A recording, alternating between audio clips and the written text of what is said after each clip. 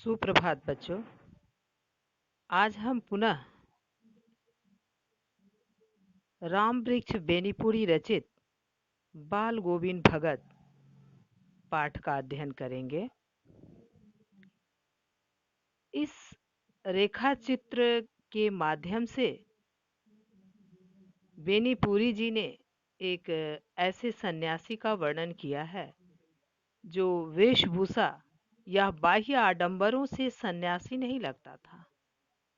लेखक के अनुसार उनके सन्यासी होने का आधार मानवीय जीवन के प्रति प्रेम था। वे वर्ण व्यवस्था और सामाजिक रूढ़ियों के विरोधी थे। इस रेखा चित्र के माध्यम से हमें ग्रामीण जीवन की झलक भी देखने को मिलती है। चलिए आगे पाठ पढ़ें। बाल गोविंद भगत की संगीत साधना का चरम उत्कर्ष उस दिन देखा गया जिस दिन उनका बेटा मरा। इकलौता बेटा था वह, कुछ सुस्त और बोदा सा था।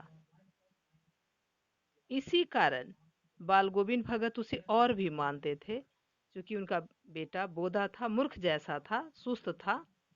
तो बाल गोविंद भगत का उससे और भी अधिक इसी कारण लगाव था। उनकी समझ में ऐसे आदमियों पर ही ज़्यादा नज़र रखनी चाहिए या प्यार करना चाहिए, क्योंकि ये निगरानी और मोहब्बत से के ज़्यादा हकदार होते हैं। माने ऐसे बच्चे मोहब्बत के, प्यार के ज़्यादा हकदार होते हैं। बड़ी साध से उसकी शादी कराई थी। पतोहू बड़ी ही सुभग और सुशील मिली। बहुत ही सुशील बहू उन्हें मिली। घर की पूरी प्रबंधिका बनकर भगत की बहुत कुछ दुनियादारी से निवृत्त कर दिया था उसने। पतोहू उनकी एकदम प्रबंधिका थी, कुशल प्रबंधक थी, जिससे भगत दुनियादारी से निवृत्त हो गए थे। उनका बेटा बीमार है, इसकी खबर रखने की लोगों को कहाँ फुर्सत, किंतु मौत तो अपनी ओर सबका ध्यान खींचकर ही रखती है। बेटा बीमार है, किसी को कोई मतलब नहीं था, लेकिन जब बेटे की मौत हो गई तो सबका ध्यान इस ओर चला आया। हमने सुना बाल गोविंद भगत का बेटा मर गया। लेखक कह रहे हैं कि उन्होंने सुना कि बाल गोविंद भगत के बेटे की मृत्यु हो गई। कुतूहलवश उनके घर गया। उत्सुकता से लेखक उनके घर गए। देखकर दंग रह गया। बेटे को आंगन में एक चटाई पर लिटाकर एक सफेद कपड़े से ढांक रखा है। वह कुछ फूल तो हमेशा ही रोपते रहते, उन फूलों में से कुछ तोड़कर उस पर बिखरा दिए हैं, फूल और तुलसी दल भी। सिरहा ने एक चिराग जला रखा है और उसके सामने जमीन पर ही आसन जमाए गीत गाए चले जा रहे हैं। बच्चों, प्रायः लोग बेटे की मृत्यु हो जाती है तो रोते हैं, दुख मनाते हैं, लेकिन वो क्या कर रहे हैं, कबीरपंथी हैं, वो गीत गा रहे हैं। वही पुराना स्वर, वही पूरी पुरानी तल्लीनता। तल्लीनता बच्चों नोट कर लीजिएगा, तत् जोर लीनता, तो में हलंत लगाइएगा। तत् उपसर्ग है। घर में पतोह रो रही है, जिसे गांव की स्त्रियां चुप कराने की कोशिश कर रही हैं, किंतु बाल गोविंद भगत गाए जा रहे हैं। हाँ, गाते गाते कभी कभी पतोह के नजदीक भी जाते और उसे रोने के बदले उत्सव मनाने को कहते। वो पतोह को मना कर रहे हैं कि तुम रो मत, बल्कि उत्सव मनाओ, क्योंकि मृत्यु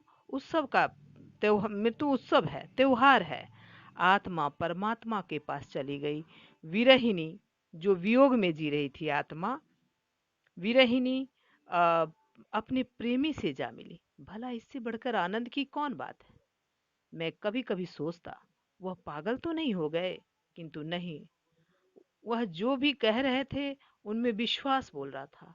वह चरम विश्वास जो हमेशा ही मृत्यु पर विजयी होता आया है। वे अपने बेटे की मृतदेह के सामने जमीन पर बैठकर गीत गाने लगे। उन्होंने अपने पतोह को रोने से मना किया और कहा कि आज रोने का नहीं बल्कि उत्सव मनाने का दिन है। अर्थात आत्मा क्या है, अर्थात पतोह के पति की आत्मा, मतलब बेटे की आत्मा अब परमात्मा से मिल गई है। मतलब कहने का भाव कि बाल गोविंद भगत का विचार था कि मरने के बाद आत्मा परमात्मा में जाकर लीन हो जाती है।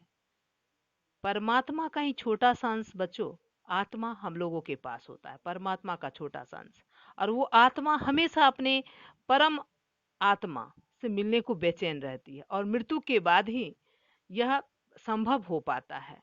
तो परमात्मा रूपी प्रियतम के वियोग में भटकती हुई आत्मा, परमात्मा मानो उस आत्मा का प्रियतम है, तो उसके वियोग में भटक रही थी आत्मा भी। तो भटकती हुई आत्मा मृत्यु के बाद अपने प्रिय से जा मिली, मतलब वह आत्मा अपने प्रियतम परमात्मा से जा मिली।